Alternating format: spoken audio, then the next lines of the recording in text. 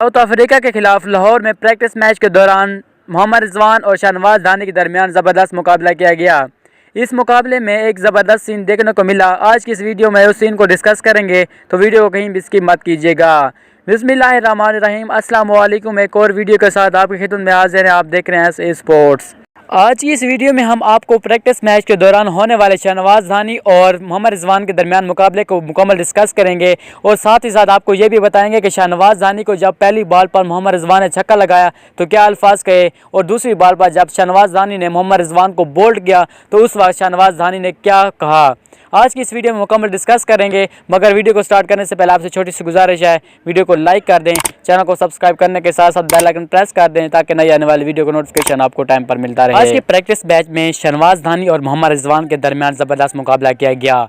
इस मुकाबले में उस वक्त एक ज़बरदस्त सीन देखने को मिला जब शहनवाज दानी को मोहम्मद रिजवान ने ज़बरदस्त छक्का लगाया और कहा अभी आपको ट्रेनिंग की ज़रूरत है। उसके बाद जब शहनवाज दानी ने दूसरी बॉल पर मोहम्मद रिजवान को बोल्ड किया और हाथ से फ़ोन बनाते हुए कान पर लगाया और कहा अभी तो ये ट्रेल था, अभी पिक्चर बाकी है।